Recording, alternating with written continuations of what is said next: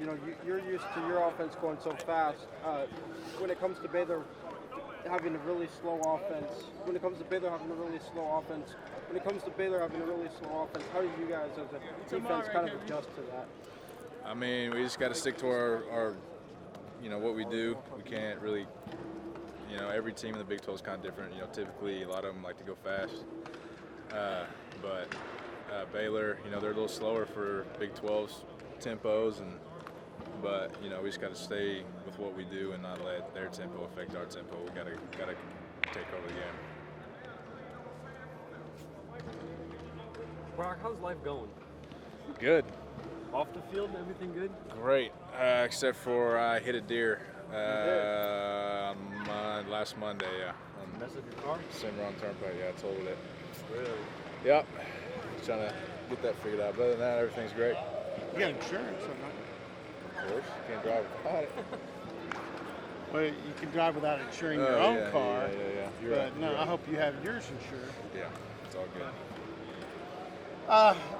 When you look at what you're expecting out of Baylor on Saturday, do you expect them to copy some of the stuff you guys have seen so far?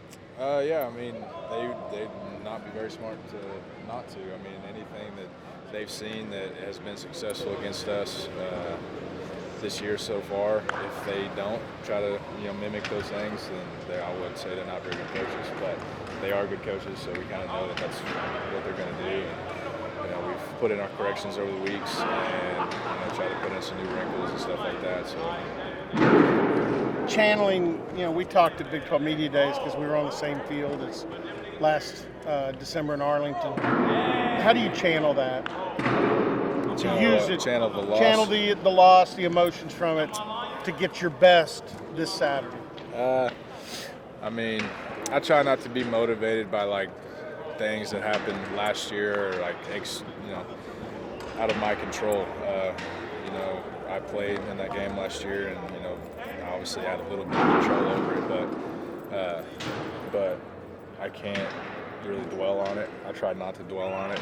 Like I've said many times before, it's kind of just come up as a topic of conversation over the last few months, and I try not to let a single event motivate me to play my best. I try to self-motivate. Think about the reason why I play football as my motivator. My family, my son, and all that stuff. So, girlfriend. So, those are the things that motivate me, not negative or positive things that happened in the past.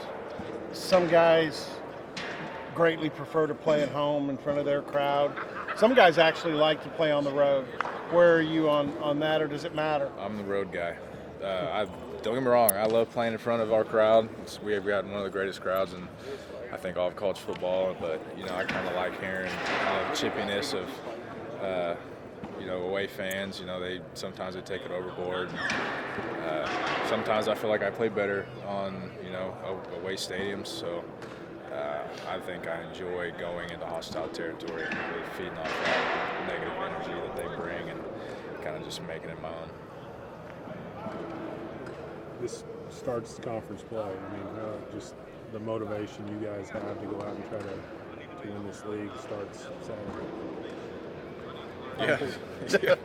I mean, how important is this first one? I mean, this is it'll set the tone for Big 12 play.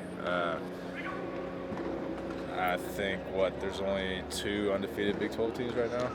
Us and KU. 3. TCU. So us, TCU, and KU. I'd like to stay in that group.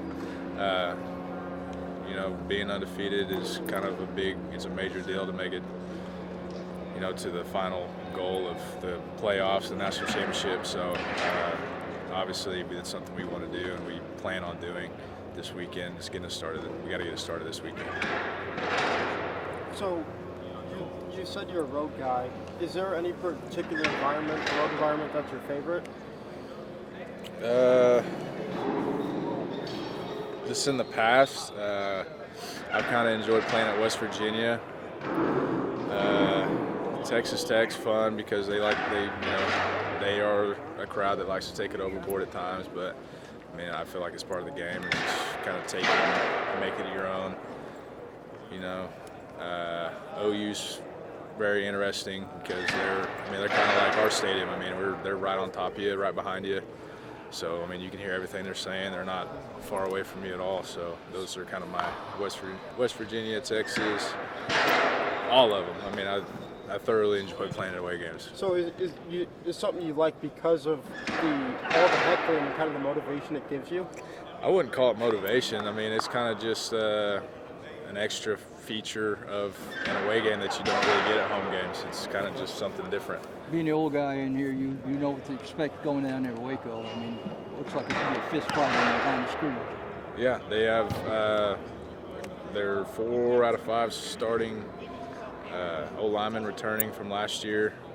You know, we have a bunch of guys back that played last year and starters from last year on our D-line. So I think, you know, if we set the tone up front early in Saturday's game, that we got a good chance to control the ball game. You embraced that challenge, knowing full well that could be the focal point? I know full well it's probably going to be the focal point. Gundy's admitted it. He's talked to us about it. Coach Mason's talked to us about it. If we can control the trenches against our talented O-line, then we have a good chance of controlling the game and taking it over. What do you see from Chapin this year that maybe you didn't see last year? Well, I mean, he played in 2-3 games last year, 4 games. So, I mean, we got some more film on him.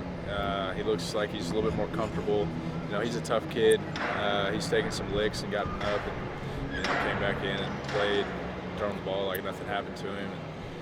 And, I think he's running a little bit more this year than what he did in those 4 games last year. But, you know, I think he's a throw first quarterback. You know, but he has the ability to run. He's a good runner.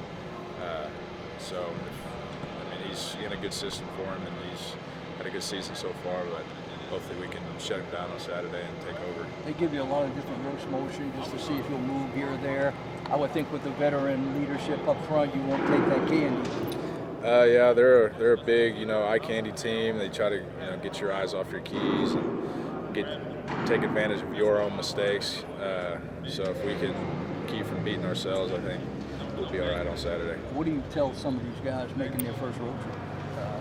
You've made enough, you know what to expect. Some of these new guys don't. Honestly, I haven't really talked to them about it yet. I mean, I'm sure that's something that we'll get into closer to the game on Saturday. I mean, before we go down there Thursday, it'll probably be a conversation about it, and Friday before we leave, we'll probably talk about it a little bit more. Just kind of give those young guys an idea, but I mean, I don't think it should be that big of an issue. You know, a lot of talk about the motivation factor. I guess anything can motivate you. You specifically, the last game, still there? I talked to Robert Allen about this already. Like I told him, I don't try not to let external factors motivate me. I try to motivate myself and, you know, my family, and just kind of stick to my why, like why I play football, why I love football. And you know, I think I'm one of the very few people that actually love doing this, waking up at 6 a.m. every day and coming to do this. So that is my motivation. You know, not a lot of people get to live this life, and I'm one of the very few. For more information, you can visit TulsaWorld.com.